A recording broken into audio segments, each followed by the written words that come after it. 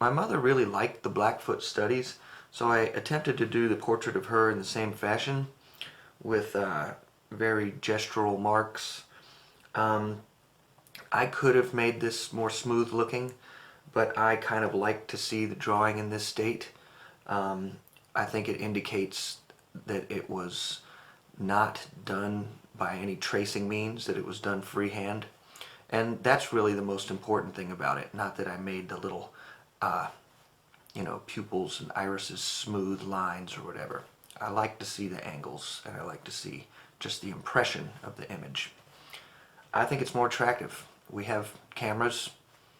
We could take a photo if we want. We already did that. Now we want something that looks like a drawing or a painting.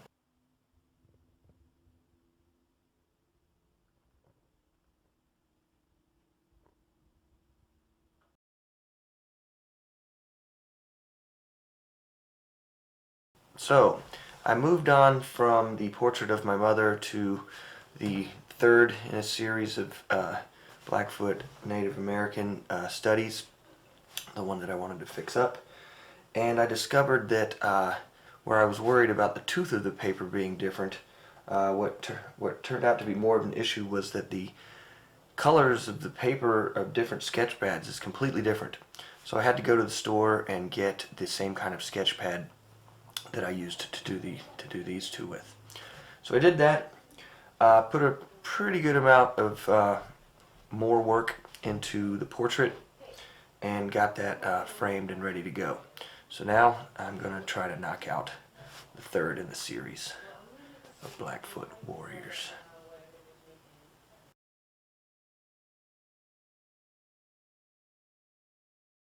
So the Indians are finished. Got my third set of heads.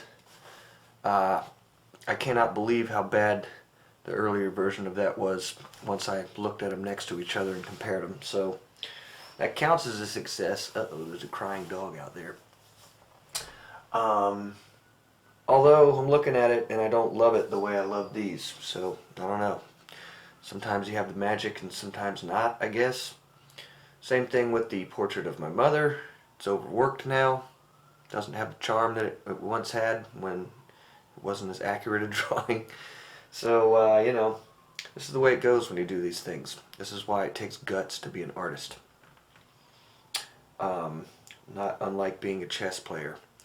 You dealing with the remorse of it is part of the job. Comes with the territory. One thing that did come out of my series of Native American illustrations, one thing that came out completely successfully was at one point I noticed I had sort of like, I guess you would call it palette art, where in order to load my brushes correctly I would do that on a piece of paper, and one day I happened to look at them and think, wow, actually there's a couple of really cool abstracts here. And not unlike the two super successful Native American studies that I had two abstracts that were beautiful and really not the third one so much. So I always wanted to fill in the gaps and get that third one done. And believe it or not, you're going to look at these things and you're going to think, how hard could that be? But I went through nearly 2 entire sketch pads trying everything in the world to get a third one to look like it made sense with the other two. And the last time that happened, I got down to 0 paper. Started doing it on the backs of pieces of paper that already had failures on the other side of them. Got down to the last failure sheet of paper, and at the 0, when there was absolutely nothing left except to wake up and go back to the art store, I tried something completely different. I smushed the brush really hard, and voila! Now I have a perfect trifecta of abstract pen and inks that I personally really like. And, not coincidentally comes with a pretty good art story. So I got my Native Americans done, I got Portrait of My Mother done. Not 100% satisfied on that. We'll see what comes to pass. Probably going to have to fly, because that's also the way it goes in this biz. You got to let things fly. Can't just work things over and over and over again like the 16 by 20 that I have so many videos about. And yes, I am going to do another one of those as well. failures continue. Anyway, yeah, one more thing about all of this. This came up last night when I was hanging out with my roommates. When I look back at my portfolio or whatever, all of those successful pieces of artwork, those are all failures too. And they had failures in between them.